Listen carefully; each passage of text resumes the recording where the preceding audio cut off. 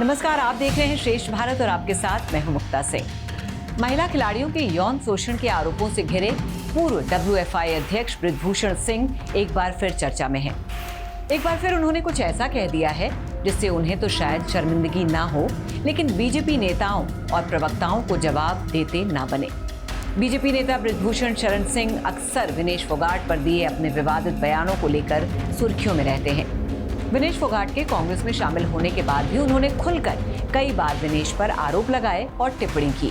ऊटपटांग बयानों को लेकर जहां बृजभूषण कई बार घिरते नजर आए, तो उनकी पार्टी बीजेपी की भी काफी किरकिरी हुई, जिसके बाद हरियाणा चुनाव में नुकसान की आशंका को भांपते हुए बीजेपी आलाकमान ने बृजभूषण के पेंच कसते हुए उन्हें चुप रहने की हिदायत दी थी। लेकिन लगता है बृजभूषण शरण सिंह चिकने खड़े हो गए हैं। उन्हें पार्टी की ओर से दी जा रही नसीहतों का कोई फर्क नहीं पड़ रहा है। इसलिए अब फिर विनेश और राहुल गांधी पर भद्दे कमेंट्स को लेकर बृजभूषण एक बार फिर सुर्खियों में है। इस बार राहुल गांधी और विनेश फोगाट की फोटो पर उन्होंने बयान दिया है। एक निजी चैनल को इंटरव्यू दिया है जिसमें उन्होंने नेता प्रतिपक्ष और कांग्रेस सांसद राहुल गांधी और विनेश फोगाट की मुलाकात वाली फोटो पर बयान दिया है। उन्होंने कहा है, जिस तरह से राहुल ने विनेश का हाथ पकड़ रखा है, ऐसे मेरी तो कभी कोई फोटो नहीं दिखी होगी। उन्होंने कहा कि भगवान की कृपा राहुल गांधी पर भी हो जाए और जो कृपा मेरे ऊपर किया है उनके साथ भी कुछ ऐसा हो जाए। जिसके बाद हरियाणा कांग्रेस ने बृजभूषण के बयान के खिलाफ सोशल मीडिया के जरिए आपत्ति जताई है और उन पर कार्रवाई की मांग भी की है। दरअसल कांग्रेस में शामिल होने से पहले रेसलर विनेश फोगाट ने पहलवान बजरंग पूनिया के साथ राहुल गांधी से मुलाकात की थी, जिसकी फोटो भी काफी वायरल हुई।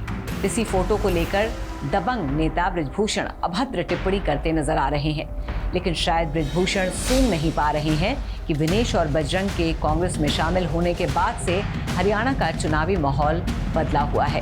दरअसल विनेश फोगाट और बीजेपी नेता बृजभूषण सिंह के बीच चल रहे तनाव से हर कोई वाकिफ है, क्योंकि पिछले साल जनवरी में बृजभूषण शरण सिंह पर महिला पहलवानों की ओर से यौन उत्पीड़न के आरोप लगाए गए थे। इसके बाद मामला कोर्ट की दहलीज तक जा पहुंचा।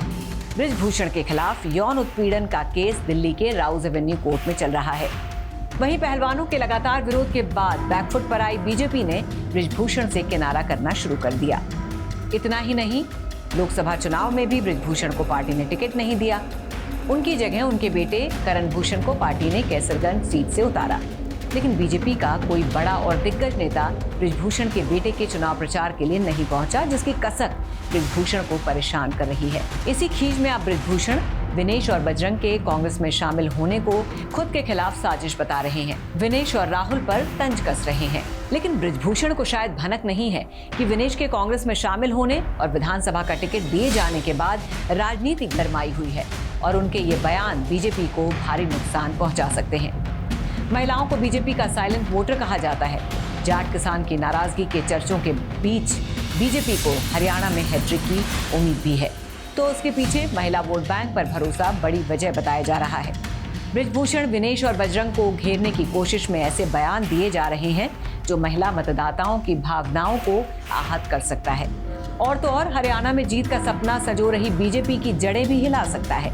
इसलिए जरूरी है बीजेपी बृजभूषण पर कोई सख्त कार्रवाई करे। आप क्या सोचते हैं इस खबर के बारे में? आपका क्या कहना है बृजभूषण के विनेश और राहुल पर की गई टिप्पणी को लेकर? हमें कमेंट बॉक्स में कमेंट करके जरूर बताइए। खबर को लाइक और शेयर करना बिल्कुल भी ना भूलें।